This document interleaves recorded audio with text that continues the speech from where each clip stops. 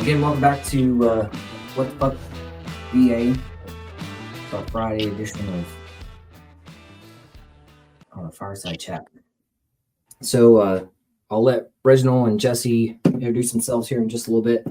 But before we do, I, like Tim Pool, I self-promote. That way I don't worry about sponsors and what their agenda is. I only have to worry about my agenda and helping veterans and the service community out there, real red blood Americans. So just want to let you know, we've got several things coming up and something always happening. So we'll talk a lot more about the Fulfilled Veteran Project and how I am the money strategist, the veteran money strategist out there, not just VA money. And every veteran out there is worth $3 to $5 million that you don't know about. Even if you think you're, I'm good at 90, good at 100% permanent total. No, you're not. I was just talking to a guy yesterday who found out that his ex-wife should be getting paid a hell of a lot more for their kid that's in college right now. And she worked for the VA, believe it or not, and he worked for the state of Indiana. So it's just all about being able to help everybody out. And unfortunately, the government hides a bunch of this information. That big ass check that's over my left shoulder, that's what every veteran has earned. And that's what you should have gotten, but that's not what happens. And your money is on the other side of, honestly, just paperwork. And I've helped over 3,000 clients receive $3 million at a minimum. And that's over $9 billion that I've delivered in less than 5 years. So you're going to want to know about me. So look up the fulfilledveteranproject.com. You see it all over me. So a couple other things we got coming up. We're doing a lot more. So 2023 was a badass year. We're even better this year. 2024 doing a lot more. So you're going to see a lot more campaigns and a lot more video and content and that kind of thing. And we're just screaming it from the rooftops that I know who I am and I know who you guys are out there. They're red blood Americans and also veterans, most of the people I'm chatting with here. And I like the word fulfillment. That's why I use it. We're creating a new campaign. It's going to be on our website, and you're going to see a lot more about that. That we really are in a point where we want to.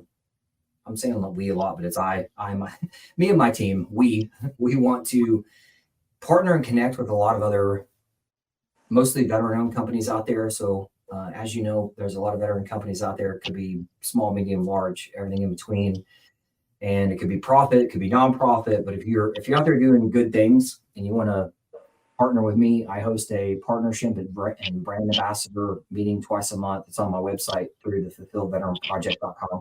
So make sure you go check that out. I'd love to have a chat with you about that because I've got 3,000 plus clients all over the world, including SEAL teams and Delta dudes and all that kind of stuff. You'll learn more about that. And we're doing good things. We just want to do more good things by partnering and connecting with you guys. So if you're a profit, nonprofit, all that kind of stuff. So I'll give you a quick example. One nonprofit that I had a connection with for a time, one guy that was my main connection, he left there. So we're trying to reestablish that.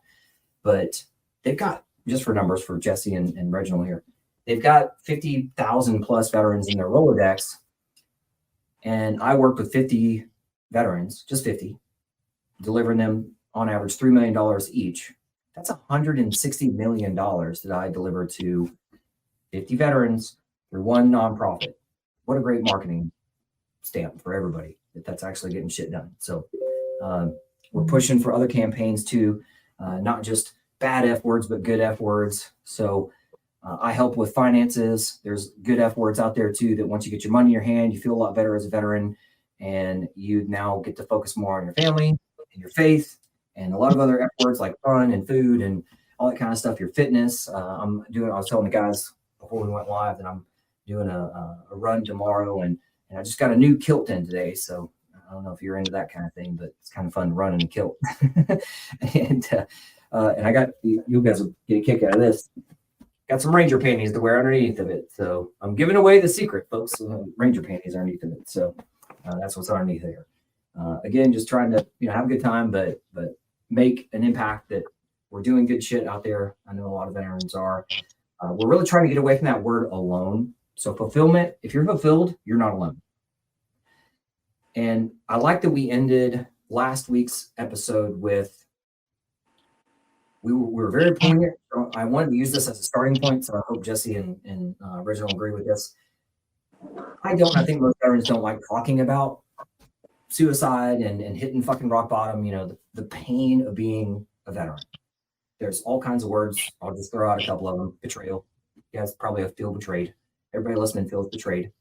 And you have other people don't have any accountability, especially our government, throwing money out foreign countries that we don't want to be a part of. And when we joined the service, we wanted to do something bigger than us. That was the thing, right? Join the service, go do good things.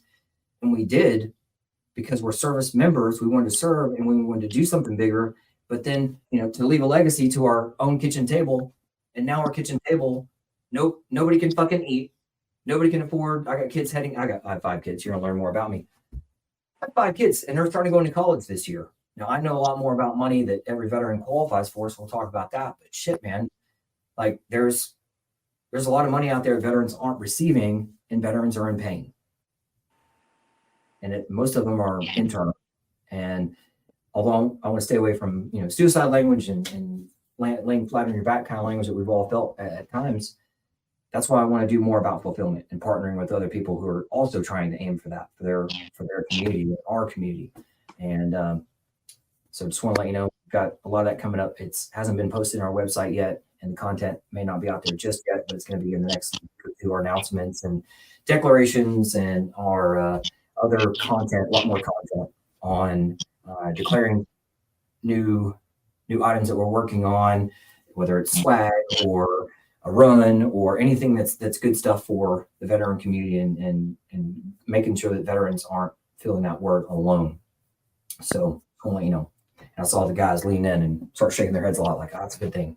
Because veterans, we have the easiest way of connecting. But what's strange, Jesse and Reginald, I think will agree, we legit go from 20 plus years of showering, shaving with people, sleeping right next to them, 1/4-inch plywood, if that.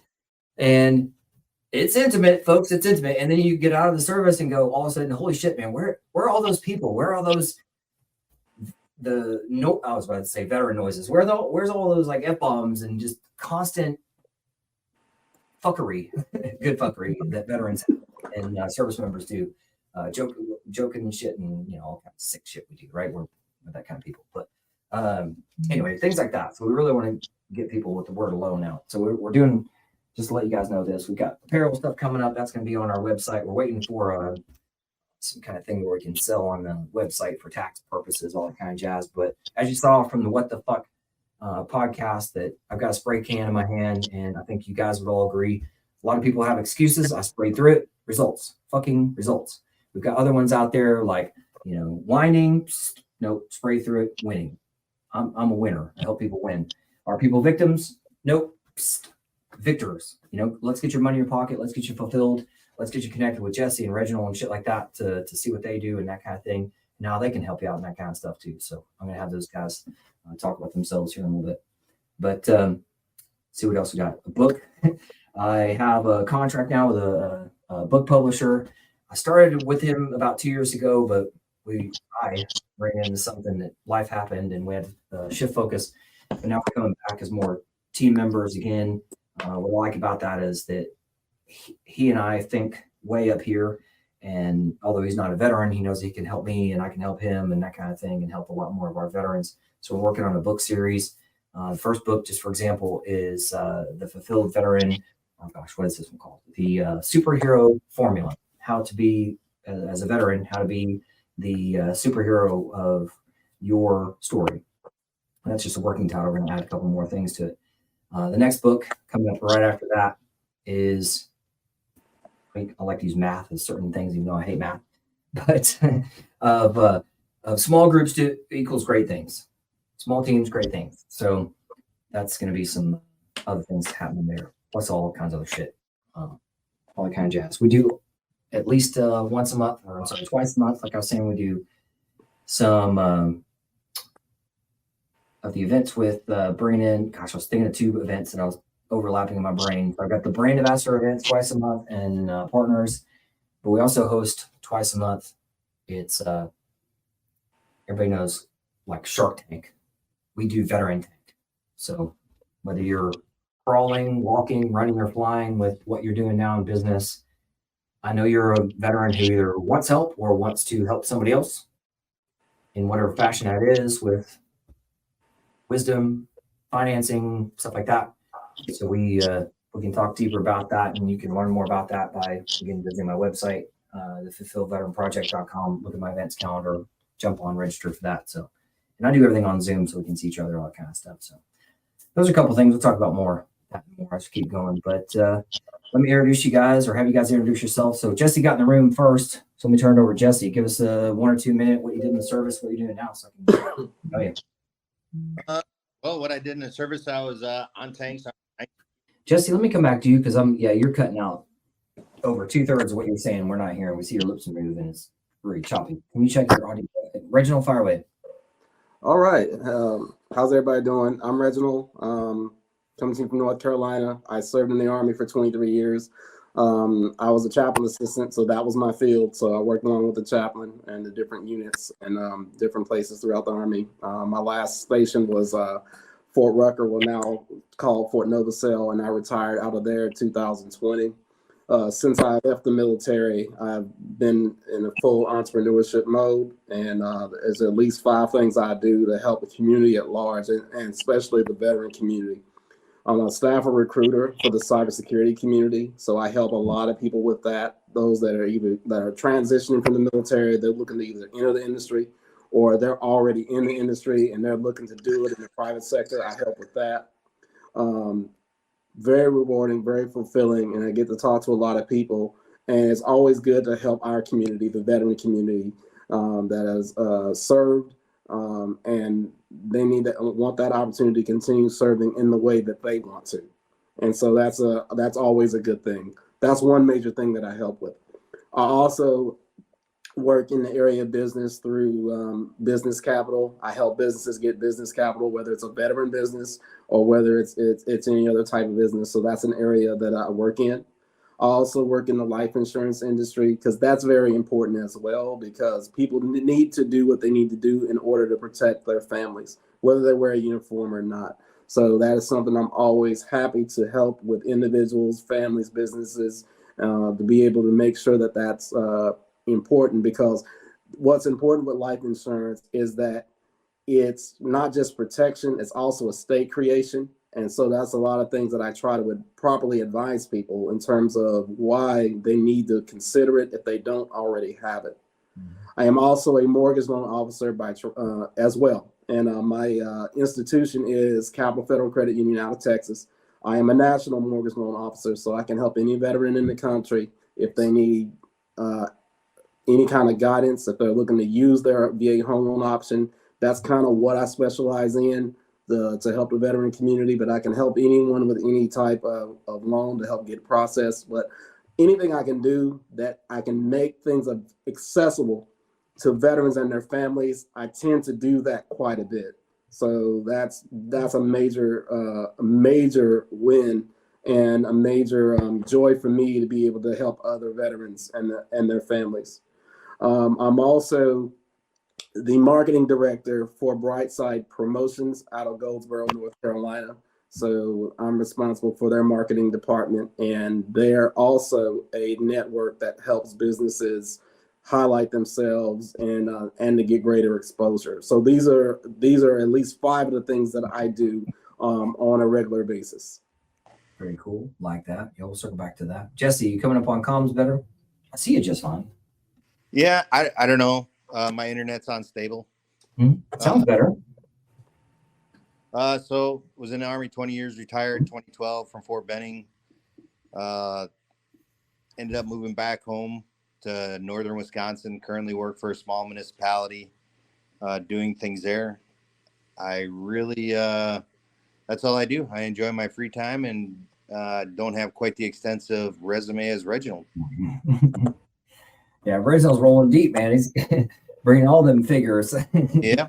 Yeah. It's nice when you can put, like, you know, at the beginning of zeros, something, right? It's always nice when there's something and then zeros, like as opposed to zeros and then something. So yeah. I had a ranger I was talking about that. He's like, yeah, I went from being, you know, E6 making dog shit to working in, like you said, maybe cyber or some shit. And it's like, holy fuck, man. So, speaking of with Reginald too, in cyber community. So on LinkedIn, there's really 2 types of veterans that I usually go after. Is like the let's say special operations, could be aviation, Green Berets, SEALs and shit.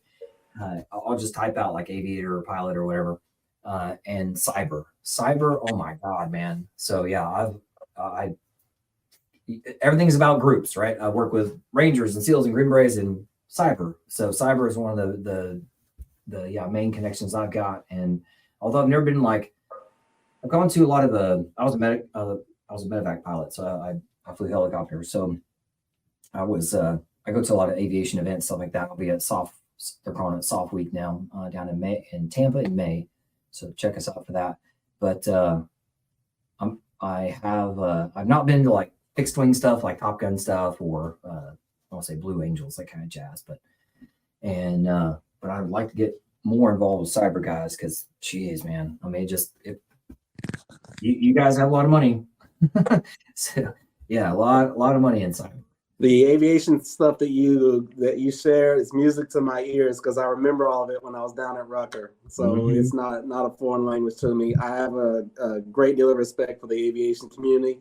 Once I got a chance to be around the aviation community and learn exactly what they do, so that was definitely a great thing.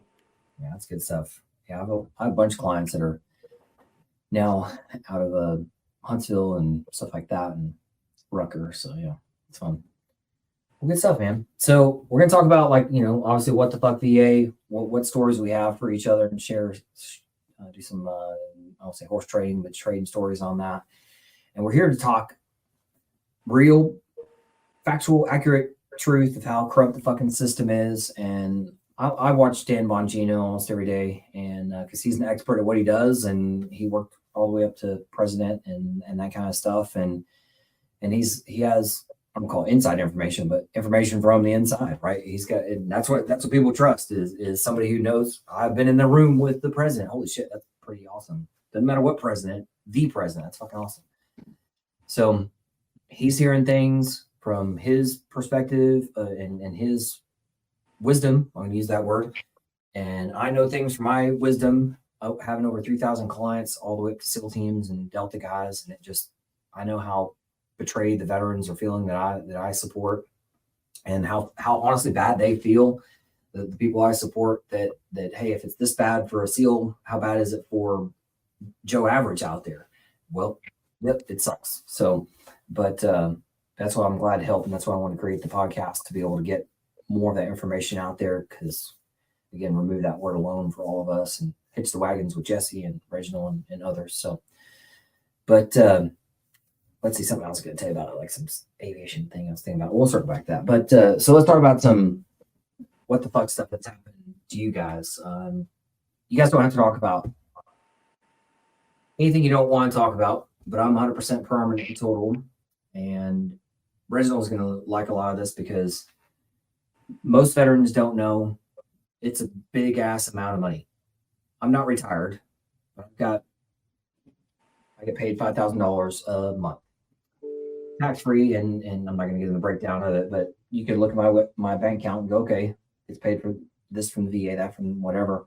There's other money out there too for veterans, and like Reginald mentioned, refinancing. I refinanced my house. I've got a 30-year-old house, refinanced it right in COVID, right at 2.3, whenever it was around 2.3. So whatever that is in space and time, that's when I did it. So imagine having the safety net, whatever you want to call it, of like, I got my big check. I've got 5 kids that are heading into college. I know that there's Chapter 35, there's state level, federal level money. I know about it, and I help not only deliver it to other people, but myself and all that kind of stuff too. And just nobody knows about it. Nobody knows that every veteran out there is worth $3 to $5 million. And it's nice to know that safety net of it. It allows me the freedom to be less worried and concerned. And as a MEDEVAC pilot, we always plan for the worst and hope for the best. Well, I don't want to say I've left the planning for the worst behind, but when you guys go, if you think out there, hey, I'm at 90%, that's what I was for 5 years, and left $65,000 on the table. Well, here's why. More than that now that I know other money. So I actually got to bump that up to an accurate number. But the veterans out there that think I'm good, never doing anything, I'm not injured. It's not about injury. It's not about pain. That's healthcare. Claim is your money. So I'm going to keep pointing over here because that's where your check is. Your check is on the other side of compliant, accurate paperwork. And I've delivered over $9 billion. So come see me. I'll show you where your check is and deliver it to you. The VA is the one who hid it behind I call it a gated community. The VA is the gatekeeper. The VA hid it there. I was in law school for a time, and as lawyers will tell you, the language that's in a law is there for a reason. The words that are missing, you ever look at something and go, why is that? Shouldn't that have a word in there? Yes, they had meetings about removing that word. So in short, what a basic foundation of what we're going to talk about always in this podcast is if the VA or any other government agency, state level this, whatever, wanted to help you, they would. If they wanted to help you, they would. They would have already handed you that fucking check on your last day of service. But they didn't because they don't want to help you. And they hide it, and I call it the rotisserie of fuckery. They're always changing something around. So it puts fear in veterans' hearts, and then you get a loan and all that kind of stuff like I talked about. And even if you're 100%, you still don't know stuff, and you're like, well, I don't want to poke that bear. I know. Come talk to me, and I'll tell you what's out there for you, because I guarantee you it's something. State level, kid money, ability to connect with Reginald and get a refi on your house and get a lower rate, because fuck, man, you can only control what you can control, and let's put more money in your bank account. So we're here to help you out with that abundance. But so I was at 90% for 5 years, and that was because I actually had a mentor help me as I was getting out, infantry dude, and he was I live in Indiana, so he was at Camp Atterbury with me, and he helped me get he gave me guidance. He didn't help me with packing or whatever. He was like, oh, get this evidence, that kind of thing. He did the best he could. He wasn't what I'm doing now, but he got me better squared away than what I thought. I thought I'd get out and get like 30 or 70% or somewhere in there and be fine with it, because I was thinking of the word disabled, as most of you do, because the government's trying to make you believe that that's accurate, which is not. So disabled is healthcare. Money is 100% permanent total, which is what you qualify for, without restrictions, freedom. So that's what you qualify for. And all the doors of dollars that are on the other side of 100%. And so I left for 5 years at 90%. I never looked at the fucking pay scale. Anybody else out there doing that? Justy, did you do that, Richard? Anybody ever look at the pay scale? You know, like, how long did it take you to look at the pay scale? I don't know how in the fuck I went from being enlisted infantry guy, doing good stuff, joined college, a couple other things, flight school. I never looked at the pay chart when I got out. Yeah. Do you guys know that going from 90% to 100 is a basic family of four, $1,500 a month increase? It's a huge difference. Yes. That's let me put it into a different perspective. That's a 38% raise. That's been on the table for you this whole fucking time. And the gross thing is, if you leave that on the table, every calendar year that it goes by, the government wipes it off the table, and it ain't growing back, brother. So anything that you've left behind, it's left behind, which is weird, because us guys that I was in combat in Afghanistan, what do we always say? We don't leave men behind. We don't leave our people behind. Here it is, our government is leaving us behind. That's the reality of what's happening right now. So no matter if you're Vietnam or et cetera, anything in between, you've got value. No matter if you did, I've got clients who did 3 months in service. I've got clients who did decades in service. Little bitty Joe, all the way up to 3-star. SEAL teams, Delta, all of them come to me because I'm the best at helping them get that money. So, and it's their money, not mine. I already got mine. Jesse's is Jesse's pile. Reginald's is his pile. So that's just the beginning of my story.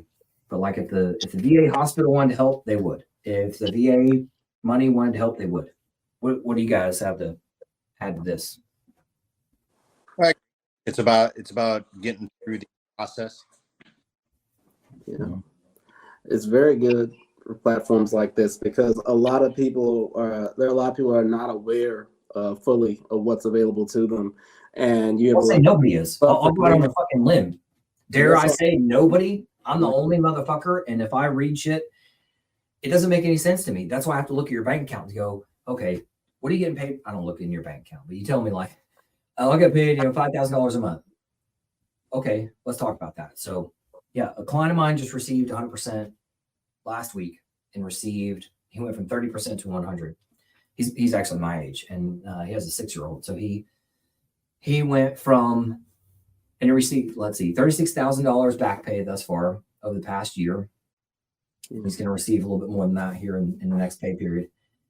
And what else did he receive? And he received, every veteran out there qualifies for SMCS, which is about $500 more a month than what you know about. So I'm non-retired. And out of my 5,000, I received like 4,500 for me and my family, kind of a thing. And then it's $428 more a month for SMCS, which means that my mental health is at 100%. Does not mean that you're crazy. Yes, you can have guns. DEA are my clients. FBI, CIA, Border Patrol, all those guys are my clients. You're just fine. I talked to an ATF guy actually, that's the guy who got 100% ATF guy today. So you'll be fine. Don't worry about all that crap that the VA is trying to scare you about. So yeah, you qualify for big bucks, and he received $36,000 back pay last week. Got his 100% permanent total, and he received also the SMCS. So he's going to receive about a $5,000 back pay in that. So he'll be sitting at probably just shy of $50,000 in the past 2 weeks that I've delivered to him, and it goes directly to his bank account. And I don't get into people's back pay. That's fucking bullshit. So anyway, but yeah, fucking life-changing money. So other thoughts, Reginald? It's just good that you're putting such a spotlight on this, because you have so many veterans, they don't know what's available to them because no one really has that conversation. And you're right. I mean, Veterans Administration, it's not, they're going to process what's given them, but they're not really going to be forthright about telling the veteran, hey, this is what's available to you, unless you actually research it or go to someone like yourself who actually is going to share the information. It's almost like, well, we know it's available, but only if the right question is asked. But the only problem is some things, and you probably have heard this, and I'm sure we've all heard this, those who have been in the military, sometimes you don't know what you don't know. And I used to hear when I was younger, well, what you don't know won't hurt you. Well, no, that's a lie. In this situation, what you don't know can hurt you, not just you, but also your family, I love that somebody you get to a point in your life to where you put your family above your own pride. That's when people finally get fucking humbled. And I say to my kids and to my clients and staff that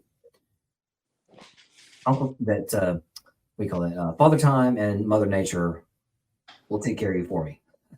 That I'm not here to sell anybody on anything.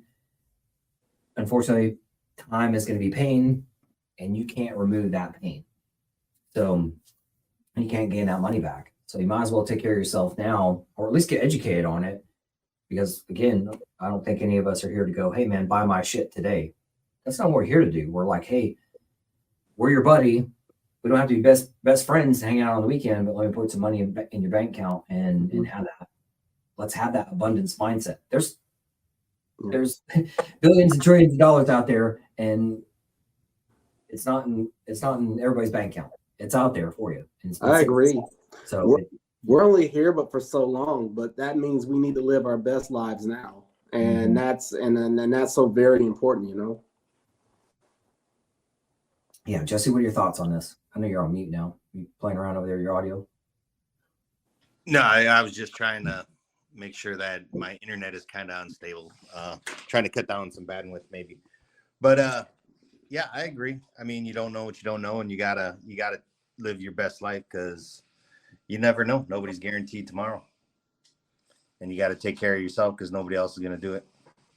So tell us a little bit more about your story, Jesse. Expand on what's bringing you to What the Fuck VA. What's some of your what the fuck? Yeah. Well, the reason I'm specifically here is I had a buddy do it, and good Army buddy that I retired with, and we've been fighting the same fight for the long time, for the last 12 years, and trying to get what is rightfully ours and to continue on and live our life. Yeah, I agree. So you don't have to tell us your ratings and all that kind of stuff, but if you want to, you can. Feel free to, that kind of thing. Or if you when I retired, I was at 20%. Obviously, appealed, took a long time, get everything going. I'm up at 90 now. I have appeals in, and you talk to all these people and everything else, and like the VSO says they're trying to help you, but to be honest, they really don't know all the things that need to be done to achieve the goal. And so that's pretty much what drove me here. Mm-hmm. Yeah, I appreciate that too, because like you guys will be shocked by who came to me that are VSOs, that are American Legion, that are DAV people. Not, hey, I use DAV. I mean, yeah, there's a lot of people that use them to get started out and that kind of stuff, and they may get you in the starting blocks and 10, 20 or whatever, which is fucking stupid. I call them punters. Why do that to yourself? Like, especially for guys that did 20 plus years, or anybody that does any amount of time, honestly. I mean, in fairness, I would say the same fucking thing to somebody who did 3 months in service. You served, you signed a contract. Uncle Sam said he was going to set that check aside for you. You have to have paperwork to get to it. Let's go fucking get it. And that's what I help my clients get through. And you're making me think of several stories at once. I'm trying to just boil it down to, I use car insurance, for example. So let's say your car gets hit with a hailstorm and you look out the window and go, oh shit, man, that thing's dented up, man. So you go out there and you do a walk around and verify, yeah, man, it's dented and dinged all over. It's not disabled. It's just dented and dinged, no glass broken or anything. But you're like, oh, I got to call the insurance company. So you tell your wife, you're like, hey, man, they're gonna come pick this up. They're gonna give us a new car. And so you call the insurance company out. And they come out and the guy goes, yeah, Jesse, it's pretty fucked up. And you do a walk around. You give him a little bit of space, right? You kind of shadowing him as he's going through his checklist and everything. And he goes, all right, man. So here's my analysis, Jesse and Reginald. We're going to start out on this first fender over here, this left front fender. We're going to work on that for the first 5 years. 5 years from now, we'll look at this other fender over here. And then maybe 10, 15, 20-ish years from now, then we'll maybe look at some other stuff. You okay with that? Like, wouldn't you fire the insurance guy right then and there? Mm-hmm. That's what the government is doing to you right now. The government doesn't even tell you about that check, just completely hides it. Yeah. And you got that mentality, or they tell you, like Jesse brought it up. Yeah. Those VSOs are actually taught horribly. They may not know, but it's also their job to know. Hopefully. I mean, if they wanted to know, they would know. And they would look it up and find it. These things are perfect. Money is purposefully hidden from you by the government. And then they make you feel bad about asking or all those kinds of things, and they just want you to be alone. Alone, shut up, go away. And I think that's a war on our veterans. You don't have to agree with me, but I damn sure know the people that I'm around and the experiences I've had of being from infantry to captain flying MEDEVAC in Afghanistan. We have been negatively surrounded the whole time of this whole GWAT stuff. I started serving in the late 90s through, I got out in 2014 and still continue to serve you guys. Fuck, man. It's awful. It's awful. And we all feel alone, and that's why we're doing this. So, original thoughts on what I was sharing thus far? Hey, listen, I like the analogy about the car. I mean, I don't know. I've never understood why, depending on who's looking at it, they want to look at things a little bit at a time. If I'm not mistaken, the whole body, mind, and soul was used when that person had that uniform on. So so I'm just like, but I've seen it a lot. It hasn't been my experience, but it has been some experiences with people I know that they just want to put claims, 1 or 2 claims at a time, and see what happens, and then put 2 more claims again. And it's just like, that doesn't make sense to me. that person was in uniform and they used their whole body that whole time they were in. They need to look at everything. Yep. But that's just me. That's just me, and that's my opinion. I'm only speaking for me on that. Yep. And so let me just use my analogy I tell my clients. So again, healthcare is everything. I'm going to point now this way. I usually point that way, but because my check used to be over my right shoulder. So everything over here of pain, hurt, keeps me up at night, bothers me.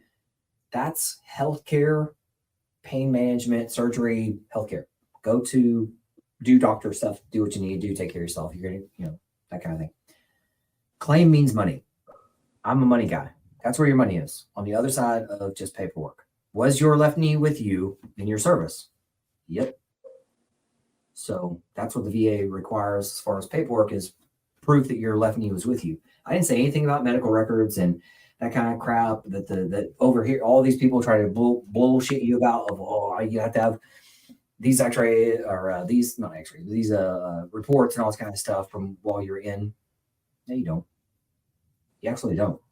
How many special operators and high caliber folks who are high caliber leaders or high caliber pilots and stuff like that, they want to keep flying, running, gunning, all that kinds of shit, and leading 06s and W5s with fucking 160th and shit like that.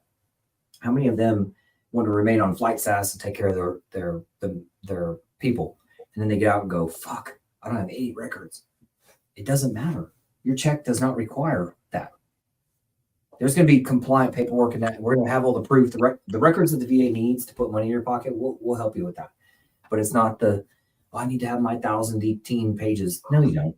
You don't need any of that shit. So, yeah, it's insane how, pardon me, but it's insane how easy it is. Like if Reginald starts talking about a house, a project of a house, like I tell my clients, you're joining me to do a multi-year, multi-million of your dollar process. So very similar to Reginald, he's going through, let's say, life insurances and house refinances, stuff like that, just for an example. What do you have to have first? Probably a job. Go to the job, get paid from the job for a time. Credit scores. How do you have that? You have to talk to the credit agencies, things like that. I call it Morse code when you're using your credit cards, shit like that. Be adult in the system that you're living in. All those things have to happen beforehand. So you're joining Reginald on this marathon, and you're several miles into life. Is that fair analogy there too? And that again, paperwork. Oh yeah. So when I reached my house, the same thing I did with it was a veteran who at the time was working for a bank, not gigantic Chase Manhattan kind of crap, but those are trillionaires. But he was a billionaire level bank that works with veterans. And yeah, I was able to sign over a couple documents to him, provide what he needed from me, and I had done the credit stuff and paid my bills according to all that kind of crap, and it was just it's fucking paperwork. It's fucking paperwork. Reginald, take it further. Okay. When I talk about VA loans with prospective home buyers, this is what I let people know. The benefit itself, yes, that's going to be determined by the type of discharge a person has. That's not going to change too much. But I tell people that VA approved lender, in order to have that conversation, they want them to have a certain score. So I kind of help them out and kind of guide them in the direction of what that is too. But a lot of times the reality, a lot of times as veterans, even whether a person gets one enlistment or several enlistment, when people get out, a lot of times their money isn't like it was before, and that does happen, and that can cause the challenges or problems. And life continues to life. Things happen. We know the real deal. People, sometimes the money is not what it should. Sometimes people have emergencies. Sometimes that spouse gonna leave. Sometimes there's a death in the family. Sometimes there's situations that changes a person's financial trajectory overnight, and it happens to us as veterans, and it does happen. And there are a lot of veterans. They're one financial emergency away from being on the street, and a lot of us are. Yeah. It'll shock you, the people I've talked to, and like you just said, it's crazy. I was talking to a guy and he said something about being homeless, but I'm talking to him on a cell phone, and he said he was in a homeless situation. Crazy thing was, I was asked when I first get on a call with a client, tell me 2 minutes about yourself so I can know who I'm talking to. And he's like, oh yeah, I was in Marine Recon major. And I'm like, okay, nice, college educated, all that kind of stuff, articulate. And then as we keep talking and getting to know each other better, he finally tells me he's in this homeless situation due to a bad divorce. And I mean, I had a horrible divorce out of Texas and all that kind of stuff. And it'll rip your fucking ass out, man. And those entities will keep going after you. Any entity out there, it's gross. And I think North Carolina is one of the bad ones too, and all that kind of stuff. But like, we won't get into all that shit. We can if you guys want to, but like, don't you feel like as a veteran, I'm in North Carolina. I can attest to that one. I can tell you I can tell you a lot of stories, especially around the Fort Bragg, now Fort Liberty area, and around the state. But yeah, it can it sometimes can work against a veteran. Sometimes it can, and oftentimes it does. Let me ask you this too, Reginald, to swing back to a positive. In the cyber world that you're in, I'm guessing at least a bachelor's degree for cyber folks. Is that am I missing something? It can. Your average candidate that I speak with, they usually either have a bachelor of computer science. They don't always have to have that. I would say in the cybersecurity industry, a lot of times having the right certifications, that oftentimes is going to carry more weight than having the actual degrees, because they're concerned with the technical aspects. Can they actually perform the duties associated with that position, as opposed to, but don't get me wrong, a person with both, of course, they're going to be a much stronger candidate in the market. And then with the companies that I talk to, they're going to consider them much more carefully because of what they offer and what they bring to the table. And the reason why I bring that up as a positive is getting back to when you're 100% permanent total like I am, your student loans get wiped out. And those are normal student loans. So I can't tell you how many I've got all the way up to surgeons, lawyers, doctors. I've got a judge in there somewhere, and all kinds of pilots and stuff like that too, who've been through undergrad at least. And nurse practitioners. I mean, I could keep going, but I think you get the point. But not that you care about me having 2 master's degrees, but that's what most of us go through in the GWAT era is, well, in order to get ahead, I got to do something, and I got to feed my family. So I'm going to take out a fuck ton of student loans and all this kind of stuff. And so the good news is there's a project, there's a process out there when you get to 100% permanent total like me, and that your student loans get wiped out. And that's at the federal level. And it's been around for almost 30 years. So it may change titles, all that kind of stuff. But when President Trump was in office, he signed it in to be automatic. So when you get 100% permanent total, it's in one building. I've talked to the people that work there, and there's a supervisor at the VA who legit stands up and goes, okay, I've got Albert Winks's paperwork. He just got 100% permanent total. Let me walk it across the hallway over here to Department of Education and say, hey, Albert's now permanent total. Look into student loans. And then the Department of Education sends you a snail mail receipt or audit of, here's all your student loans, and it's in little bitty chunks and all that kind of stuff. And you sit there calculating all that. And it came out to about $180,000 for me. And it happens automatically, gets wiped off your record. And you talk about fucking life-changing. And I'll show you the fucking receipts if you don't believe me.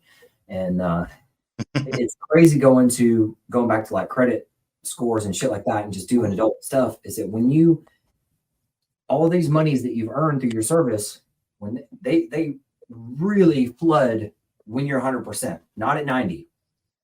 When you get to 100%, the VA gate opens up. I call them 8 doors of money: state, federal, local, kids money, kids for your kids in college money, and even death benefit money that I help you guys get squared away with environmental exposures, which is $2,500 death benefit. So it's insane. The majority of this fuck you crazy veteran money that you receive is within the first 2 years of us working together. And that's what everybody says. Holy fucking shit. What the guy I talked to today, I don't think he's in Texas. He was in like Maryland or Pennsylvania. But he went from 30% to 100.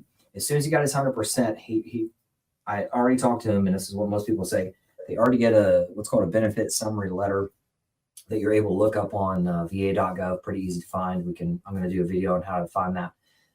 But when you get that letter, most of my clients, by the time I even talk to them, they say, hey, I already got that letter printed out, not only in my hand, but I went to the tax assessor, because in most cases, a veteran will receive the VA slowed down over the past or after COVID to where every claim now is taken like, let's call it almost a year. So even if it were 10 months, every 10 months, we're going to add a 0 on something. So let's say you start a back pay clock now, file a claim, 10 months from now, VA grants you your increase. And even if you're going from 90 to 100, that's $1,500 a month. Add a 0, that's $15,000. Every 10 months that goes by, that's $15,000 of your dollars that's been there the whole fucking time, and it finally is hitting your fucking bank account. When that happens, and your property taxes get removed, Texas, California, Florida, Nebraska, many others out there, that's $500,000 in a 40-year lifetime. $500,000. Fucking life-changing. Imagine going to Reginald and going, hey man, all the 5, 6 fucking hats you're wearing, help me. And Reginald will be like, oh yeah, what kind of money are you making? This. What kind of money are you saving? This. Kids in college money. I'll give you an example. $180,000 of student loans wiped off my record. I got a senior in high school heading to a university in Indiana. State level money says I do not pay tuition fees for him. So that's a savings, and especially these days. And he's my first of 5 kids. That's state level. Federal level money is called Chapter 35. So what that means, it's where when my kid is in college, I will receive about $1,400 a month and a stipend. So when he's in college full time, so it's very GI Bill sounding, but it's not GI Bill. It's the same framework, but it's a different title. That's what you guys all qualify for. So imagine me going to Reginald and going, hey man, I know I was at 90% like a year ago, but holy fucking fuck, man. In the past year, here's all, because you know how this is, all you guys out there that are adults, how easy it is to work hard, make money, do all the things that American life tells you to do. And then you feel like you finally got that boulder up the hill. And then like Reginald just said, one thing could happen. I had a fire in my fucking garage, which worked out great because we've got not an external, but it's like, it's not detached, but it didn't break through any walls. And we were able to stop it. So it didn't do major damage. It didn't, 10 more seconds, we could have lost the fucking house. But you just go from, oh no, I'm gonna plan and let's do a pool and all this kind of stuff to all of a sudden going, well shit, my house is on fucking fire. Get the hose out, and now it's gonna cost me money to get that thing squared away. So we did that several years ago, so we're good. But life fucking happens, life, death, and everything in between. So the best way to be prepared is to be fucking prepared and talk to people who know how to be prepared. So Reginald knows what he knows. He now knows me. I now know him. Now we probably are going to start liking and trusting each other. And I think veterans, we know that money makes the world go round, but 2 words help, at least in my community: trust and performance. If I can hand people over to Reginald and back and forth, well, now we got abundance. Right? There's plenty of money out there for all of us. I'm not trying to get in Reginald's pocket. I may pay him first. The thing about it is, if our veterans know, if our veterans know enough of what's available to them, then it'll be easy for veterans, if they have what's at their disposal, then they can get the quality life insurance they need for themselves and their families. It will enable them to start and operate those businesses because they have access to the things that they need. And it's just, and I think we would have less veterans worried about, can they use the VA loan option, even though they have it, because they know they'll have everything they need document wise and credit wise to make that happen. I'm going to circle back to the life insurance stuff. We'll talk about that here in a second. Okay, great. I'll lean back on Jesse for a little bit since I'm so damn talkative today. I don't know what's going on. Jesse. Yep. I don't ask you a question directly, But what's been in your mind? We'll start with that. What's been on your mind that you wanted to say? We'll start with that. If nothing, we'll move on and I'll ask you a question. What's been on your mind based off what Reginald and I have talked about thus far? I really don't have a question about what you talked about. I mean, I'm in agreement with what you've been talking about, and whether building that relationship and trust and between you two and sending people back and forth. Essentially, that's what we're trying to achieve to get to the end state. To I don't know what to say, to what is owed. For abundance, right? Get that abundance. Yeah. Yeah. Better not be alone. Yeah, because like So you tell said, me, Jesse, how have you felt alone, or let's say even betrayed by the government since you've gotten out? well, I think I hit it when I first said when I got out, it was at 20%, and then I had a struggle and fight my way, scratch and claw. And I did it on my own, but now I've hit the plateau, and it's been a long road to hoe. So it's been a struggle, and it's like you say, that day you walk away, just good luck, camaraderie, of that guy in that foxhole with you. There's none of that.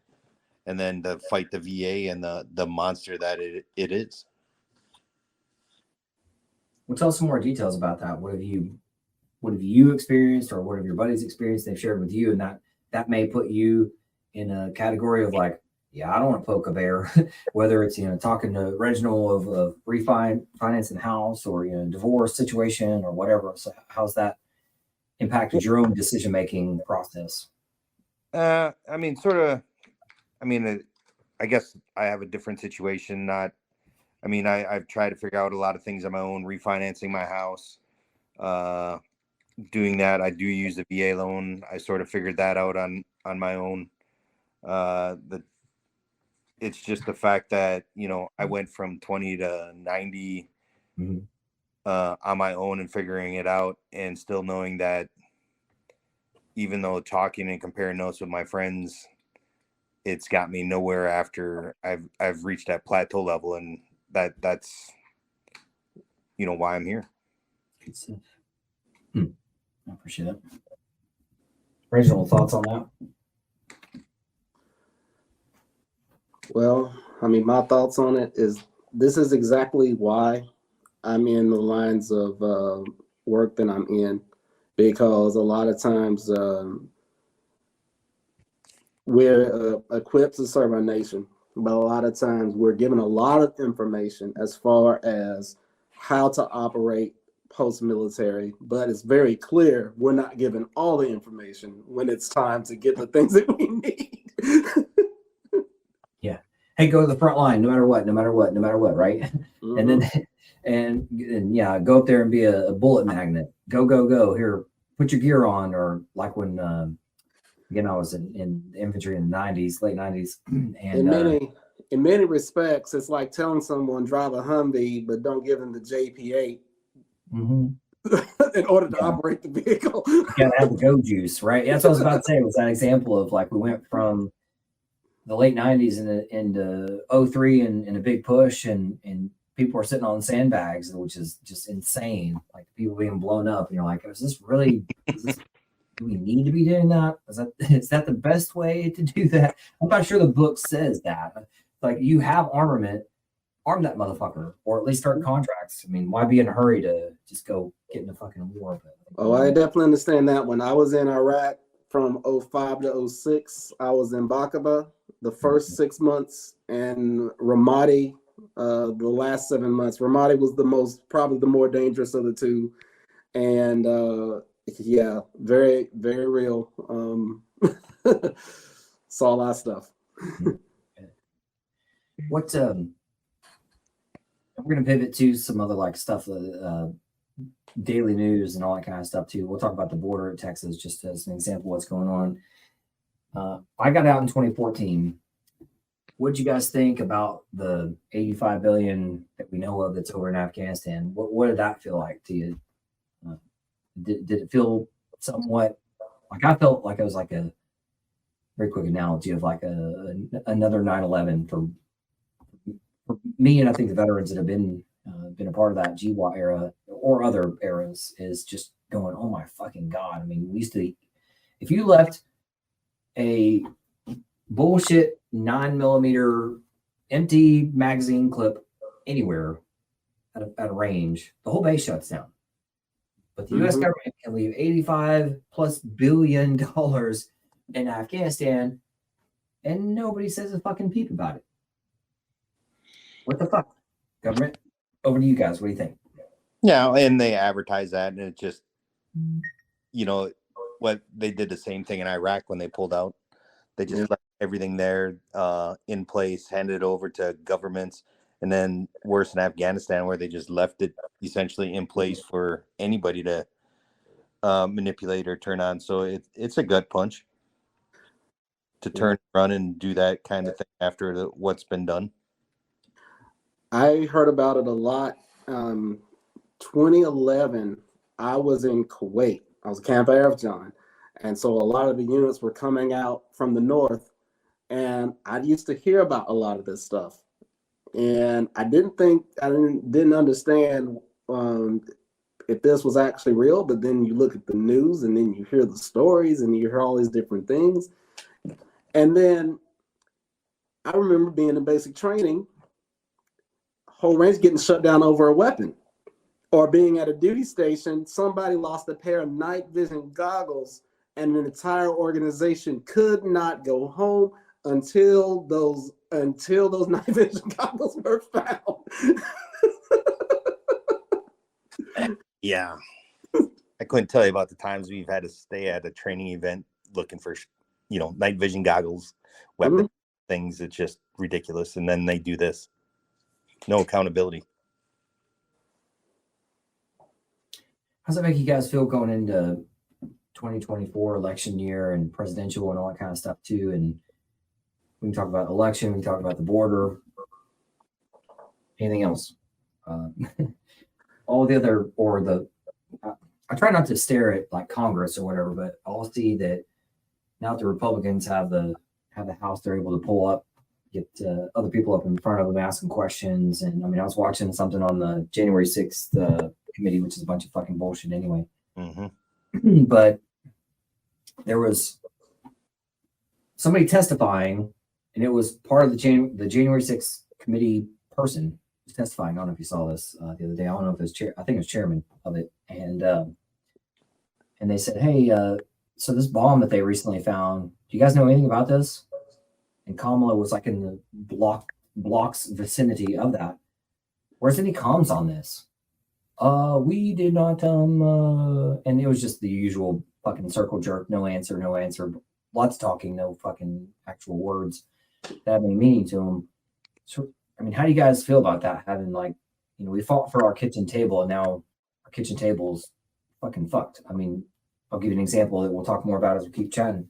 But like when I was born in 1980, so it was pretty easy to go, okay, let's play a game. What's 5 years from now going to look like, or 10 years going to look like from now in the 80s, 90s, and maybe early 2000s. But then you get to now and you're like, fuck, I don't know what 5 days is going to look like from now. What the fuck, man? And what level of accountability? I mean, we're so technological savvy. We could do so many good things. And if we wanted to help the world and let's say poor people and insane people, we would. But here we are. We've got governments with all the abundance and the superpower. And now we're just, as a country, it looks like fucking dog shit laughing stock. How's that feeling to you guys? And like, where do we go from here? I think everything's accelerated with today's society, and it's just accountability and hope. I mean, is gone. The amazing thing with technology, it makes a lot of this stuff more visible than it used to be. Yeah. Because now you can click on TikTok and see what's going on. You can click on YouTube and you can click on any news story, and it's very easy to see what's going on. I see that as a positive because it's harder to fool the population at large because people see more and more of what's going on. So it can't be more than one narrative. The more the truth is right out there in plain view. And then where do we go from there? Like the Texas border right now, you know, I mean, you legit have like this, pardon me for the pun, but like a Mexican standoff of you got the federal people doing this. Hey, I got these guns, and the state level people doing this, and you got other states coming down. I was raised in Texas, by the way, so I lived there from 4 to 18 plus, and then post service, I had a 6-year break in service, so I went to college and all that kind of jazz. So whatever. About 20 years of my life was there. Now I've been in Indiana for 11 years or so, and thank goodness I'm in a red state, but like surrounded, like Chicago's north of me, dog shit, and anything Democrat just is dog shit. So we can talk further about that as we keep chatting. But like, where do we go from here? And we've got President Trump talking about things like a good idea is to build new cities now. Let's go build new cities. Let's put people to work, Americans to work. That's good stuff, and I appreciate that. I won't say pivot. Like you have to have security and stability before you can do stuff like that. So we have to. What do we have to do first without it being? Because I think Reginald, you're in the cyber world, so you know that there's already we're already at war. Our enemies are our enemies. Yes, and a lot of people don't understand that.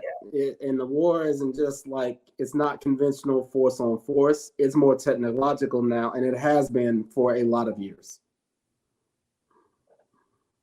So where do we go from it? Like, what's the tipping point? Do we think it's going to be, there's self-induced, like in flight school, we talked about this a lot, and flying around as pilots, we talk about this a lot, that 98% of aircraft crashes are pilot induced.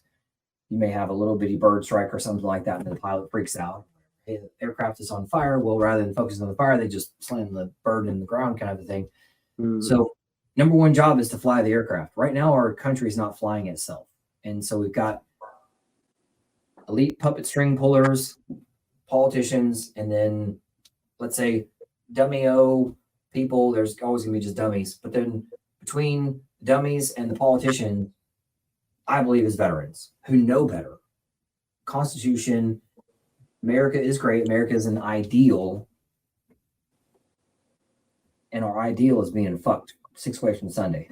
So what do we as veterans and military and service members and just red blood Americans, what can we do from without having a fucking bloodbath? Like, I don't want that. I don't think anybody wants it. Man, that's a very good question, and I really wish I knew the answer, because a lot of what I see on the news, I would say, yeah, it's very troubling. Having worn a uniform just like yourself, and knowing that the sacrifices that it requires for people to have, and I always tell people a lot of times, if you're eating, thank a farmer. If it got to your table, thank a trucker. And if you're eating it in peace, thank a veteran. I always say that all day long. So a lot of people wouldn't enjoy what they enjoy if it wouldn't have been for the sacrifices that people have made. I think, unfortunately, not everyone understands those sacrifices firsthand, and may not appreciate it as much. But that doesn't change the fact there are a lot of people that still make decisions that affect all of us. So I love your analogy, and I like that one too. The pretty quick snapshot.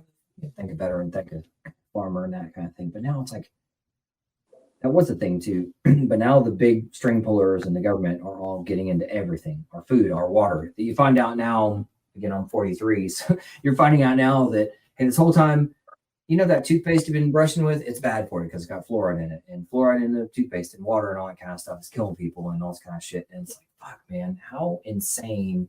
And I love that, like you said, information flows faster, so you can get on to any kind of social media and see other folks out there who are putting out quality content going, hey, the toothpaste aisle or shampoo aisle or whatever at your local store is owned by these people, paper trail to string pullers and shit like that. And these string pullers are putting money into these politicians' pockets, and it's fucking gross, man. So where do we go from here with the veterans, or service members, even those kind of and law, don't let me forget the law enforcement, sheriff's offices, stuff like that, and constitutional supporting people.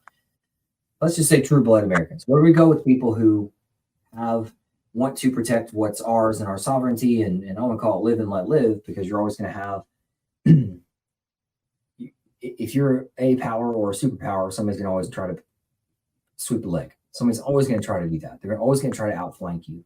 So how do we, as some people say black sheep, but there's a thing called black wolf out there. Like if you're the black wolf of your family or your community, you know it, and you're going to figure it out if you haven't already, and that kind of thing. So just look it up and learn about it. I don't want to take up too much of that time.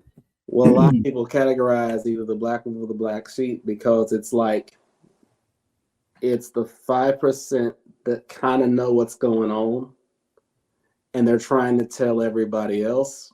And then the top of the top, they're really bent on everybody else not knowing, and that's why things continue to stay as they are. And how old are you, Reginald? I am 45. Okay, so we're close. Yeah, some crazy shit, man. And I mean, it's weird, but I'm in Indiana, but on East Coast time. So you're on the East Coast. Mm-hmm. What's the rumblings over there with all you've got the border here? And what's funny about Indiana is the largest city without water. So no big lake access, no big river access. So it's one of the weird things about Indiana or Indianapolis. But what are your thoughts on being on the East Coast right now, of anything from East Coast side, or what your knowledge is on cyber and all that kind of stuff? Like, again, I'm just going to keep throwing it out there. Like, where are we going from here? What kind of protection can we have? What can anybody do? Because if, like Dan Bongino says, it's not his line, it's somebody else's, but we are the change. The change you're looking for, or leadership that you're looking for, is within you. So what can you do at your dinner table, or all that kind of stuff That's why, and what I do, especially in the cybersecurity community, is do my best to help veterans and empower veterans that can actually get in there, help these companies that I know are going to have serious commitments to help do this. And as I stated previously, a lot of people think wars are force on force or conventional. They're not anymore. It's more technological. So it's like you can mess up somebody's grid. You're gonna ensure millions have a bad day. That's for sure. What do you think about all this fucking like battery powered stuff these days? It's like all these big pushes for batteries, but then you hear things like California. My mom lives out in California, and I was actually born in California.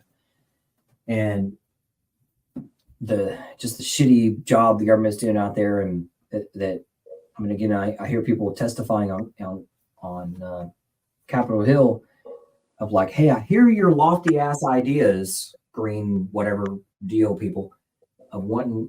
I think you may genuinely in your heart want something. Like, I don't like to use the word hate. I may not like my ex-wife, and I hate some things that she's done, but I don't hate her. I'm just not that. I'm a godly person, so I don't carry hate or fear in my heart, and I'm not trying to carry forward fear. And if my house catches fire right now and I'm gone, or one of my clients fucking kills me, I guess I'm done, and I'll see you on the other side.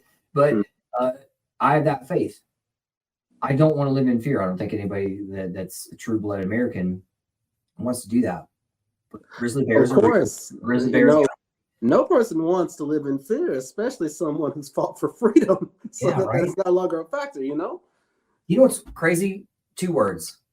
You just said one of them: freedom. And let me put another F in there. Fight. We fought for that freedom. So we've seen both war and the good stuff, the spoils of war. We saw. I was in the infantry in the 90s, where I was talking about this last week too, where at that time, if you had a body part boo-boo, it was pick up a stick. If you're bleeding out, pick up a stick.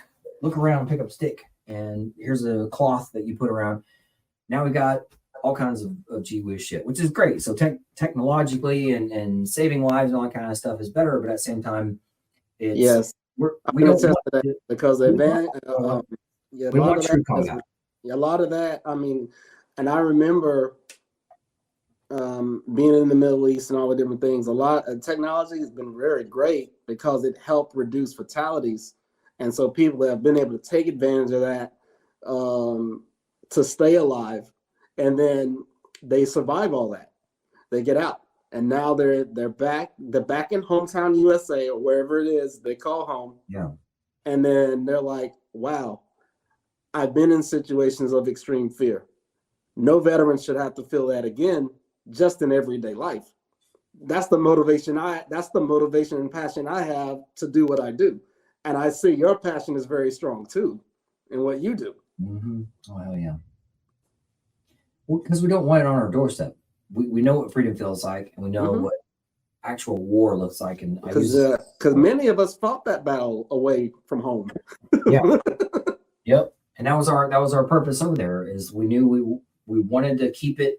I think all of us agree that, at least us people that serve and have that capacity to serve, is we wanted to keep the bad stuff away from the kitchen table, and let's have it thousands of miles away.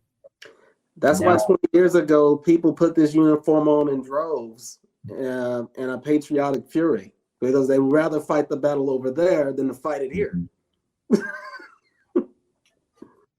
What do you think now about the border being open, or open as much as it is? And you got, I just saw this a couple of days ago where like the mayor of New York or whatever was asking for a fuck ton of money with Congress. Oh, you need to declare a federal emergency and put all these illegals into hotels and shit, and nice hotels in New York City. And I've never been to up in Northeast, but for those of you who are my clients that are there and all that kind of stuff, I got a lot of. I talked to a guy from Brooklyn the other day, and we didn't get a chance to expand on too much of this, but it's just going to be horrible up there. I know they've got the 5 boroughs and the historical glee of bringing in people the right way and make a better life for yourself. Like that's why we're here, all of us. And everybody's moving somewhere at some time. So, and to better your family, and we're here now. And where do we go from here now that we've got veterans getting fucked out of money? We've got politicians who line their own fucking pocket through corruption, and we all fucking know it. And that I guess the politicians are now asking for $9,000 per person or some shit to go to the illegal folks. Like, and you're in the cyber community and paperwork community, just like I am. Where do we go from here? I mean, how do we have a government that for years, Reginald and I are the same age? How do you go from, remember you guys, Reginald, you probably heard this when you were a little kid too. Mm-hmm. Social Security is probably not going to be there for you, Reggie. You got to take care of yourself. You know, Albert, you got to take care of your. They knew it then. Yeah, I've heard that more times than I could count. And so how was our government who said, oh, this thing's going to go away money wise, and we're not paying our veterans that served, but yet we're going to pay other people? Like, where do we go with this mind fuck of string pulling? What do we do? I will say it's definitely interesting, and for many people, they definitely don't find the sense in that either. But as far as the Social Security thing, yes, from the time I was a younger adult, it's like either Social Security is going to be reduced or it's no longer going to be there. You got to do what you need to do, or the retirement age is going to move further to the right. I used to hear all of those things. Mm-hmm. Yeah, and the retirement age part is true, because that has moved further to the right, or at least right now, actions are being taken to move that because people are living longer. So I guess the justification is move the retirement age to the right as well. But try telling that to that person that's going to work 40 years at a job and they're ready to sit down somewhere. They're not going to be too happy about hearing that one. Well, so I was going to say, bring it back to your wisdom in, let's say, life insurance, and if you want to throw cyber in there too, and the housing or refinancing, things like that. Okay. where are we going with interest rates, availability of housing? Well, for right now, it looks like the mortgage rates are dropping. Now, I don't know if it's going to be well enough, drop low enough to people are starting to sell their houses more. I just my part is I try to help veterans be able to access to better access their benefit, and because I try to be very well understood on those type of loans and how it can help someone and to be able to make those decisions. Do I see a full correction in the housing market? I don't really know. I do think there will be a catalyst of things that will help that help interest rates, mortgage rates, and the overall economy. It is an election year, so it is an advantage for some people for certain things to improve. Mm-hmm. But my main thing is, how can that work to help a veteran that's done serve their country? They're out now. They've got to live their everyday life, and trying to make sure that they're putting food on the table, trying to help their families. They're trying to build a future, and it's amazing because a lot of this knowledge. And it's funny, being in the Army, they have a long list of a week-long class that talks about how to it talks about how to apply for benefits, your educational benefits, and a lot of those other things. And that stuff is very important, mind you, because when you're adjusting to life post-military, you need to know a lot of that stuff. But you learn there's so much more that's not shared. Mm-hmm. There's a whole lot that gets left out. I mean, and they talk about, the federal benefits. They talk about what you can get from your state and all those other things. They talk about it. They touch on it. They allude to it. But they really don't go into specifics and all the other programs that are never really discussed either. And it is good that people like yourself are willing to help veterans in that way. And because it's just like, no, tomorrow's not promised. People have given up a lot for this country. I also tell people, either way, a veteran gives up their life. They either going to do it all at once or they're going to do it in installments. But either way, they're doing it. Yeah, that's a good way of looking at it. Well, and I like that you brought up something. I want to tee something up for you. So, analysis paralysis is big. So that's what I always tell my everybody around me. Do something good every single day that has meaning, and it's going to stack up. That's why I've been doing this for 5 years. You can look at who I was 15, 20 years ago, whatever, and you'll be like, wow, he just keeps doing good shit and stacks up, that kind of thing. Am I perfect? Fuck no. I am not perfect, nor am I aiming for perfection. I always want to say, I just want to be better. But do something good every day. And what I notice is, and this is part of my book series too, talking about how just the psychology of most people, but veterans especially, even high caliber folks who are just like, oh, well, that money's not for me. I don't have that disability. Like, they just talk themselves out of it. Well, if I can't get that paperwork, or what if, and it stuns me how many badasses possibly just get in their own fucking head and they just don't do anything. And then, 6 months goes by and then turns into 6 years and then 16 years. And, then there are 50s and 60s coming to me, if not even older. I've got 78-year-old clients. But you touched on something very important, and it's this. The medical aspect that came with service, that is just one part.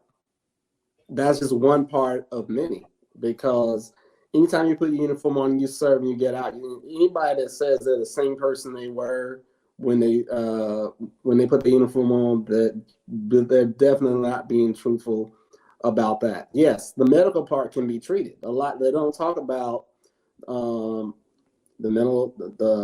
constant stress that military life has, and a lot and the different prices that come with that. And it's funny. I remember being in the military. I don't know what it is when people have their uniform on, or people are in the military. They think military members, they just have all this. They just have all this money. And I'm like, military people, they have bills just like everyone else. And they just think that it's just money flying out the sky and all that other stuff. That's how 18, 19-year-old folks get taken. But anyway, that's a different conversation for a totally different time. Yeah. But to relate back to what we're talking about, I think a lot of veterans feel betrayed because many feel they've given everything, and then when it's time to receive, many get next to nothing, and they feel it's an unequal exchange. And you could look at it from an emotional, psychological standpoint as why are the feelings behind those betrayal. And if a person feels like it's one-sided, yeah, people are going to feel some kind of way, and they should. Yep. So what can they do every day to be prepared because like you said, life happens. You're going to have a kid go to college or something, and maybe you want to downsize, or maybe you're upscaling, maybe you're wanting to get in, maybe you're wanting to aim for abundance and own multiple rental properties across the US or otherwise, around the globe, whatever. So, if you got the American mindset, in the abundance mindset, there's I don't call it a barrier. There's no barrier. You're gonna dig, climb, jump, crawl, push through that fucking thing. Yeah. And so what are things that, from your perspective, for what you got going on, what are things that people can do every day to maybe make their credit report better, or set themselves up for success, so that by the time they come to you, it's like make your job easy, honestly. Because most people want to move quick, and if they come to you and go, shit, I heard you on the podcast 6 months ago or whatever, and I've been working my way up to call you. I'm ready to go now. How can you help them make that easier from get-go? Well, before a serviceman becomes a veteran, if they're not monitoring their credit report, they need to do that, because there might be things that they could fix before they're back in the civilian sector, and that can help them. There's a lot of things that can be disputed if something hits their credit report that they may not be aware of. I would tell a lot of people, be careful about the number of hard inquiries that's allowed, because that'll pull down a person's score. A lot of times people get inquiries when they're about to get a vehicle, or when or trying to get a loan, or all those different things. A couple of those can pull it down quite a bit. And then when it's time to make that major purchase, like a home, and now they're trying to get things to a situation where they may be in an apartment and they may be tired of renting, or they're tired of staying with family members and they want something on their own, then it can get problematic. Or for some people, they may have gotten separated, divorced, they're forced to divide their assets, and then that's going to change their financial picture. And I mean, there's so many different things that affects our veterans. Some stuff a veteran's able to control, some things we aren't able to control. We can't always control someone leaving us. We can't always control, and we definitely can't control when a family member passes away or have some type of emergency. There's a lot of stuff we can't control there. So we talk about all the time, just control what you can control. Do something today, even if you have to have somebody remind you. I keep looking over here because I've got my year calendar is up here. Absolutely, yeah. You have to think 6 months or a year or whatever out in front of you, 10 years out in front of you, and go, okay, well, if I want to be that, and I want to have the RV and go coast to coast, like one of my clients does, for 6 months of the year, which is awesome. How do I do that? What do I need to do to get that freedom of maneuverability? And like you said, monitoring your credit score. And there's many different credit scores out there. There's your usual FICO. There's find a house kind. So Well, a lot of people use life insurance too, and I mean, life insurance has different have different uses for different people. If you're looking at like federal funeral burial insurance, that's like final expense. A lot of people need that to be able to take care of that aspect when their family, a member of their family moves on. But a lot of people are going to use annuities and IULs to build their wealth.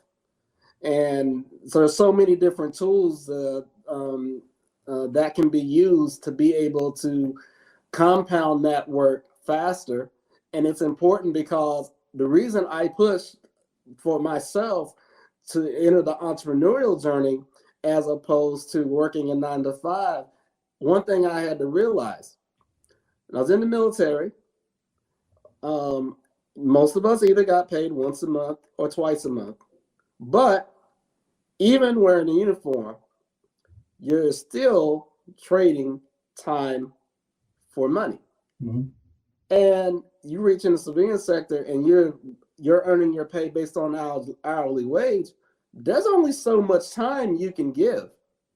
So that's why it's important for veterans to know. And I love what you're doing in terms of letting other veterans know what is available to them.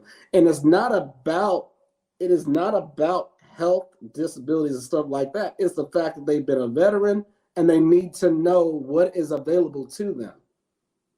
And I know a lot of times it's almost like hide and seek. And a lot of times it's hidden in plain sight. And a lot of this is like, no, we're making sure nobody knows this.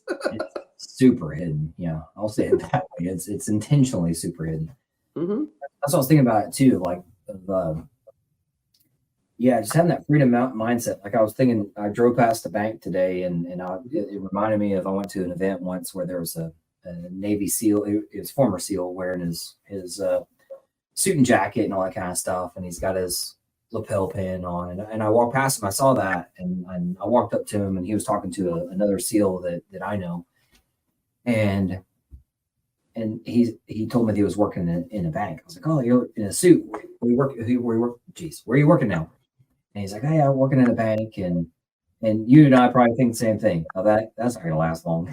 And it didn't, because you can't take a high caliber dude like that and put him into a fucking bank. And I don't care if you're managing or if you're doing some higher level shit. It's not going to work.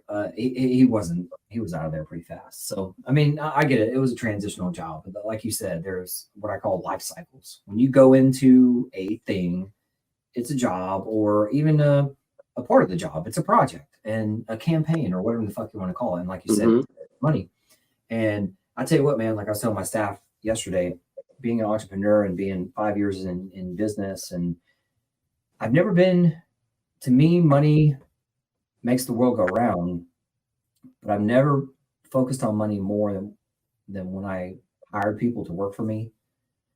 Although I've got 5 kids, I became even more aware when you realize, oh shit, I'm feeding them and their kids now too. And that's why I get so sometimes crazy bent out of shape of like, if somebody's wasting my fucking time, oh my God, it pisses me off. And not like at a client or something, but even today I was talking to a CIO of a company who wants to come and work with me. And we had a great chat, but he wasn't able to look at something that I needed him to look at. And I said, hey, I'll brief you through this, but I need you to look at this. And, I'm not going to accept any money from you today. Just go look through the things I'm telling you about. I'll talk to you next week. But, we've finished this part of you don't need to get back on my calendar for this thing again. This is your consult. So anyway, you can pay me, blah, blah, blah, whatever. But I use a dentist analogy that most people don't like a dentist. So when you go to the dentist, you don't want to go there and just sit in the chair and go, hey man, what are you doing, doc? What do you got going on? Like, you're not there to bullshit with him. I was talking to a lawyer. He's a former pilot and JAG officer, and now he's a lawyer out of Texas. And he got pissed because he's got to get some doctor's appointments and stuff like that. And thankfully, I host what I call baseball and batting practices so that my clients can see each other and learn from each other's process. And he said, I think my doctor's fucking with me. And I was like, what's he doing? And he's like, well, I'm going to the doctor to get the evidence for my claim. And the doctor just keeps on telling me, well, let's do an x-ray on your left elbow this week and we're going to spread out for this. And I said, well, I'm an entrepreneur, so I'm seeing dollars of like, it's not dollars in your pocket. You're an attorney. And the guy, the doctor isn't like, let's do it slowly for health reasons. I don't think it's that. I think it's corruption. I think this doctor's fucking playing one of my clients. And I said that in front of my client who's a fucking lawyer. And I said, man, you're valuable. I'm valuable. Reginald's valuable. And that doctor's fucking bullshitting you, man. I mean, he's slow playing you, and I don't want you doing that. And I said, I'm not your mom. I can't tell you what to do and kiss away your boo-boos. But I wouldn't allow that. So yeah, it's crazy how many people they're happy to line their own fucking pockets, and I'm happy to help up to the abundance, but fuck, man, a doctor taking advantage of a veteran just because he's got money, able to slow play him like that, or insurances or whatever. Yeah. That doctor's cashing fucking checks. I'm not saying the dude's fully corrupt and I'm just saying it's a story, conjecture, but like, you know, there's people out there doing it. There's people out there fucking doing it, and gross, man. So anyway, just trying to add some real fucking context to that just every day do something valuable, know your own fucking worth. And when I say know your own worth, know that what that means is no matter what you get paid, you're making money in spades for someone else. When you look at that truthfully, and I know all the entrepreneurs out there are going to start nodding their head, yep, you're making somebody else what should be 5 times your salary. That's just an easy business math analogy. So no matter what you're doing, you're making somebody else money. And that's what you're there for. It's not a coolness contest. Like I had a fun job in high school and making pizzas or whatever and small company and that kind of thing. And I was taking it lightly in my senior year of high school, but I was making the pizza place money. So I took that part. I showed up on time. I got paid high school kid money, and I made the owner money. And I was a good staffer until I went to join the Army. So when Reggie and I say things like, hey, know your value, know your worth, know that you're also going to get screwed for a time. Yeah, you're going to get screwed for a time. And the best way to find your own way is take your wisdom, push it into the future. Yeah. It doesn't matter if you had wings or whatever fucking chest candy that you had, because the civilian world doesn't really give a shit about that. I hate to say it, but take that the good and put it into today so that tomorrow's better and tomorrow's even better. And then you can look back and go like, no shit. I'll give you an example. When I got out as a pilot, I was a 03E. It's been a while since I've said this story. So 03E pilot receiving right at $1,000. I'm sorry, $100,000 a year from Uncle Sugar. And I thought, well, I'm going to get out. I'm going to go wear suits and ties, and people are going to pay me big bucks, and I'm just going to walk in and I'm just fucking cool and all that shit. I don't know if Reginald had same thing happen to him, but flat. Yeah, sometimes reality is very different in that respect, and it's not that that person wasn't qualified or anything like that. It's just that it is a contrast from when we're in and when we're out. And the thing, and I will say this, regardless of what field or branch a person serves in, we learn a lot of good and positive characteristics that really does make us productive citizens once we're out. And I just feel like a lot of times veterans don't have all the resources to be able to make the most of them. That's what keeps me going in the fields that I'm in, because people are interested either in a career change or continuing what they're doing. We want people. There are people that they're not interested in working an 8 to 5 or whatever, and they actually want to start their business and they want to see if they can do that. They want to protect their families. They want to protect their country, for goodness sake. So they definitely want to protect their families. Well, at least most. And there are many people that think about that American dream that most people want. They, think about that home that they want to get. Sometimes, but I will say this. The American dream means different things to different people, but it does mean something to someone. So that's how I look at that. And you talked about some money stuff that you help out with too. Am I missing something? Let's circle back and talk about that. Like, do you do any kind of like angel investing or no angel investors or anything like that? Or talk to me about that. I feel like I've left that part out.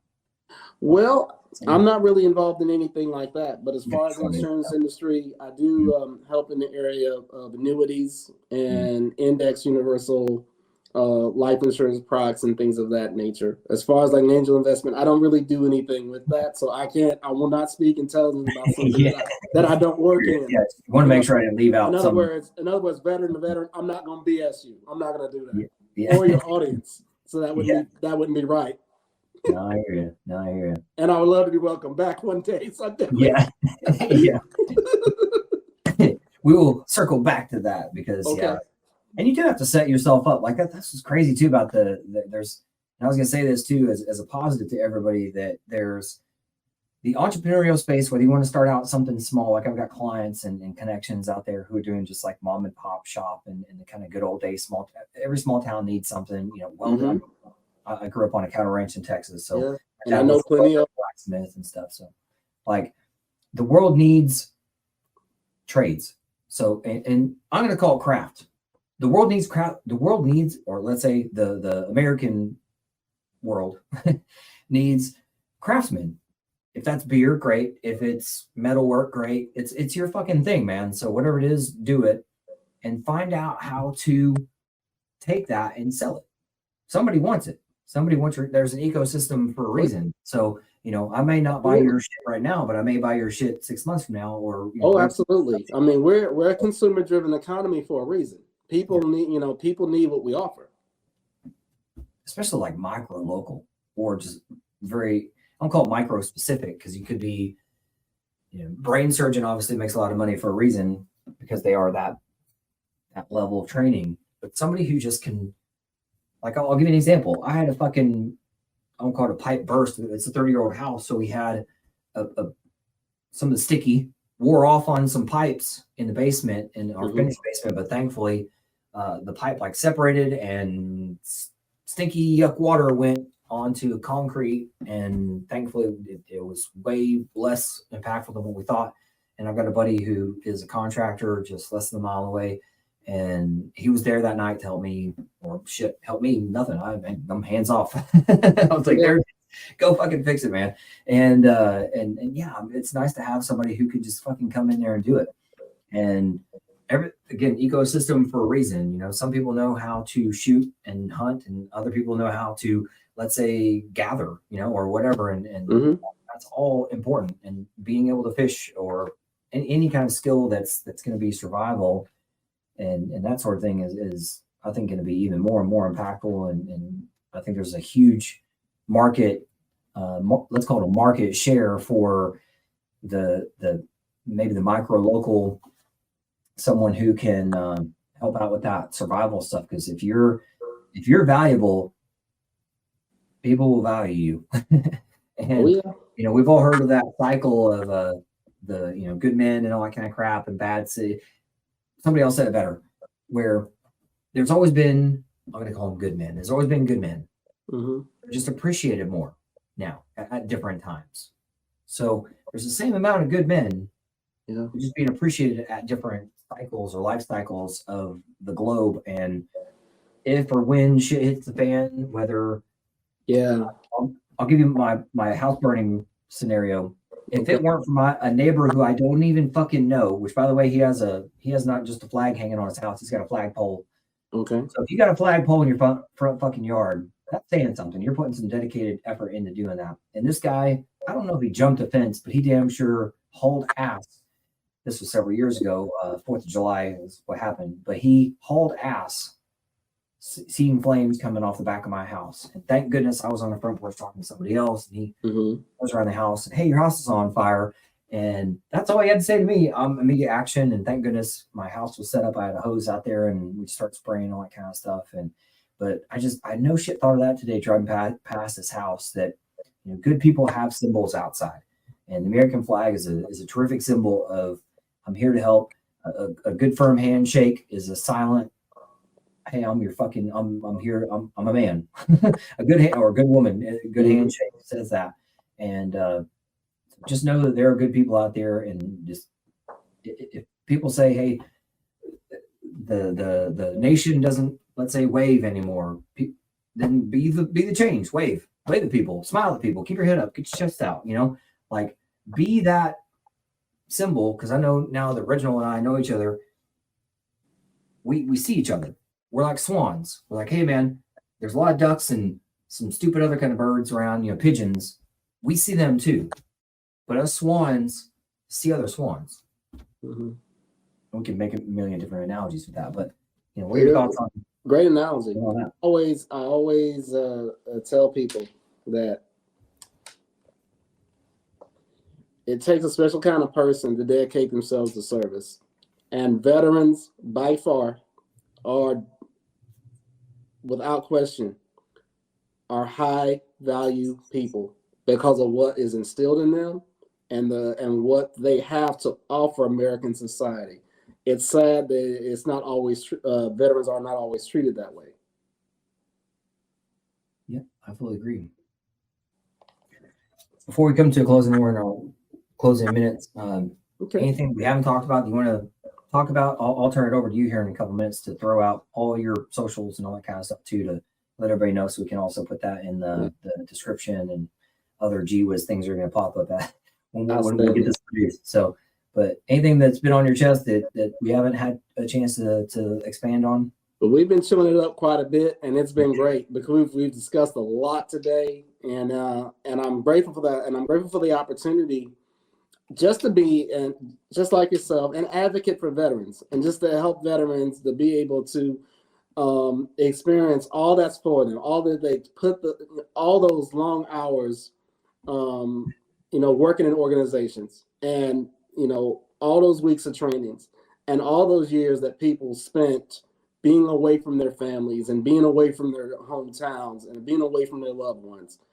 I just like to remind veterans that what they did, what we did, it's not in vain. And it was helped to better American society.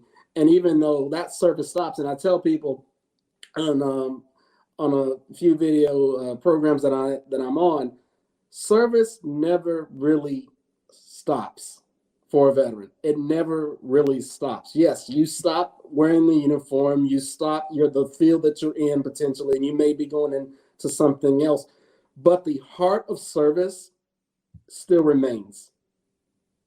It still remains. The areas by which a person serves may be different, but that heart of service, that heart for wanting to look out for that person to your left and to your right, I find that doesn't really change all that much from person to person, regardless of what era that you served in, what uniform, no matter how it looked like, and what society was like at that time. I just find that that's something that ties just about every veteran, past, present, and future. I'm going to use my analogy there too. I use a tribal roles. Go back to tribal, right? Even if the zombie apocalypse happens, it's gonna go back to it. You're gonna have like the kids, and I'm gonna say, just let's talk about the men first. So like the boys that are go-getters and just go fetch water for me, that kind of go-getter, go get water, fresh water, bring it back, whatever, get it boiling, that kind of stuff, lifting heavier things, stuff like that. And then they become, at a certain age, they become warriors, and later on, after their warrior time, like you were mentioning, you take that uniform off, you're still a service member in soul and that sort of thing. And now you're becoming more of an elder.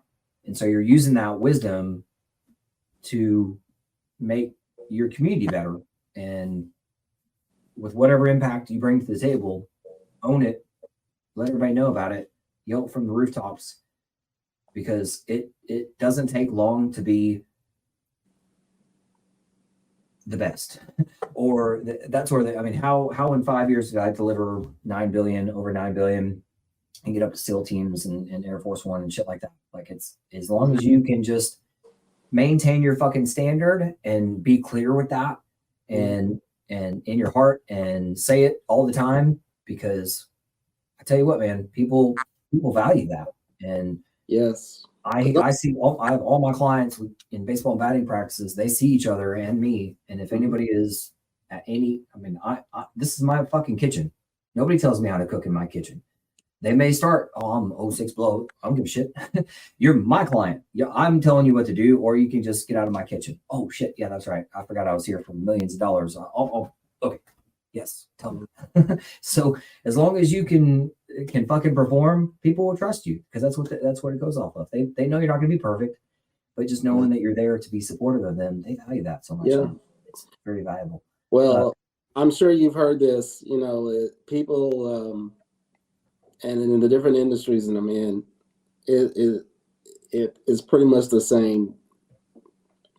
And you probably heard it in the military as well. People don't care how much you know until they know you care about them. If they know that you're showing sincere and genuine interest, that you're going to take whatever it is seriously, you're not going to give them a lot of bull, you know what, and you know you're going to actually take care of them, people will learn to trust. And that is, and I feel like that's what's so very important. And it doesn't surprise me that you've been as successful as what you have been, because you're coming from a heart of service.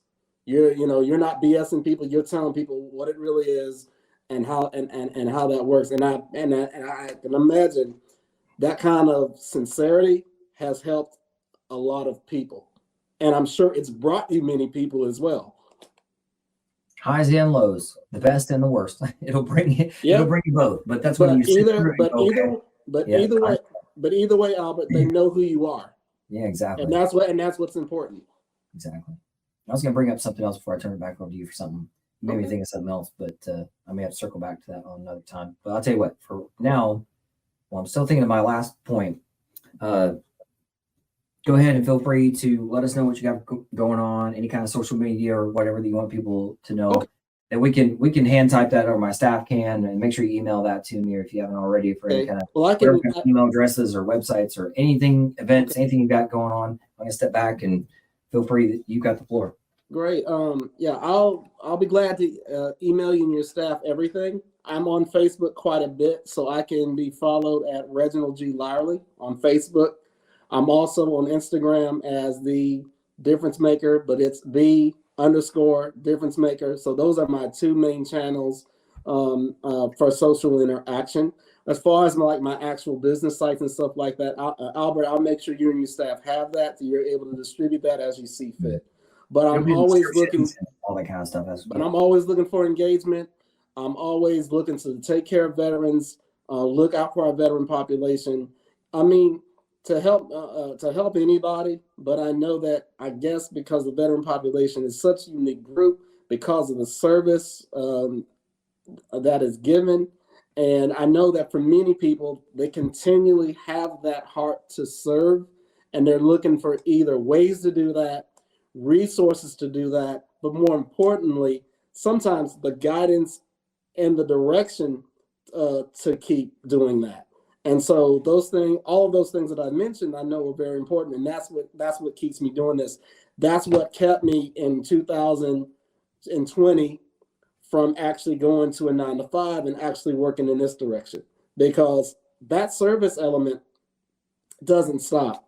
And I felt like if I did something else, I wouldn't be happy doing anything else other than serving the veterans and continuing to serve the American people in different ways.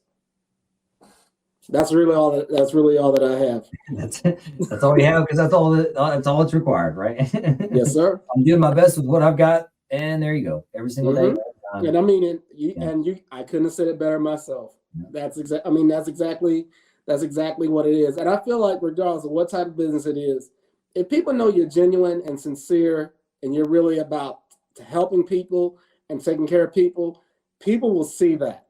And people will see that, and they'll want to engage you, and because they know you're going to be sincere about your needs, and then they know you're going to be sincere about their interests, and they know that you're genuinely interested in taking care of them.